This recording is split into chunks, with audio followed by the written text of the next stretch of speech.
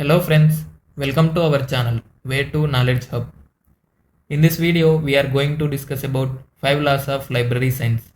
This is most important topic in library and information science. Almost in every exam, either descriptive exam or objective exam, we can see questions on this topic. 5 laws of library science.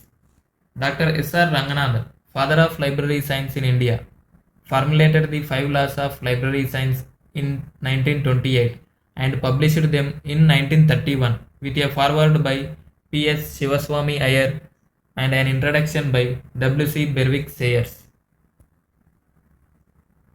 5 laws of library science. The 5 laws are: books are for use. Every reader his or her books. Every book its reader. Save the time of the user. Library is a growing organism. First law, books are for use. First law gives importance to books. In ancient and medieval periods, the use of the books was limited, and the emphasis was on storage and preservation rather than on use. Historically, in the 15th and 16th century in Europe, books were chained to the shelves. In those days, libraries were made for storage rather than for use. At a later stage, books were made available to those people who paid a fee, but now the book lending is free for users. Librarians take initiatives to make the library a center of intellectual achievements by increasing the use of books. Implications. In order to satisfy the first law of library science, libraries have to look into a number of factors. The most prominent are library location, library hours, library furniture, library staff, book selection. Second law, every reader his or her book. The first law is from book's point of view, whereas second law is reader's point of view. Every reader his or her books means books for all. Books for all symbolizes education for all. In the past, education was not for all. It was only for the chosen few. The second law states that every user of the library should get the book he or she wants. Implications. Requirements of the readers are varied for the implementation of the law. Every reader his or her books. It is the obligation of the library to provide every reader his or her books. Implications are: obligation of the state, obligation of the library authority, obligation of the staff, obligation of the reader, responsibility of library staff and readers, services for blind and handicraft, service for slum areas, right to education, right to read. Third law, every book its reader.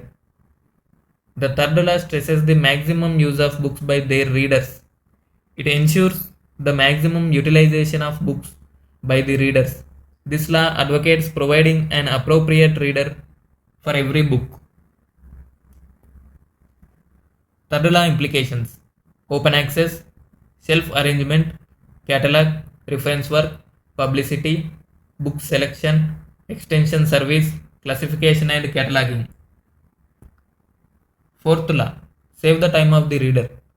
The main concern of the first 3 laws of library science is to facilitate access to books by their appropriate reader and to optimize the usage of library collection. The fourth law focuses on the services for the readers to save the time of the reader as well as staff.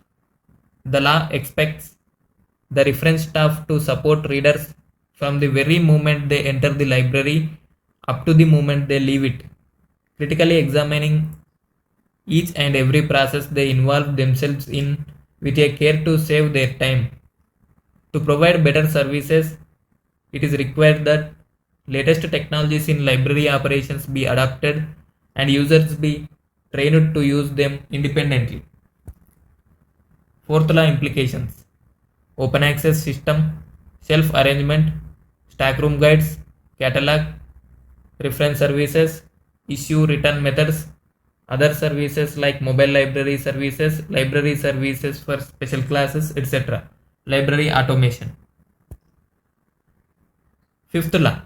Library is a growing organism. Friends, many students here may confuse the word organism with organization. Here the correct word is organism. In objective type questions you may confuse. So remember it. Fifth law enunciates a fundamental rule and principle which govern planning and organization of libraries. The fifth law handles the library as an institution which has all the qualities of a growing organism. A growing organism has the inherent feature of natural growth, deterioration, change in size, development of new shapes and forms, etc. Since library is trinity of books, readers and staff, it is bound to grow in all three respects.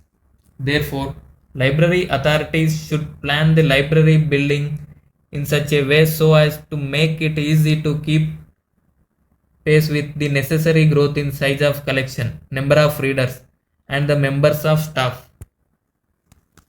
Fifth law implications: growth, reading materials, classification scheme, issue work, open access, circulation system, safeguards, staff, staff council, spirit of the hive, digitization and use of information technology, CD-ROM, networking, etc. Child and adult growth. Here child growth means physical development, adult growth means mental development or wisdom. Use of pencil for call number.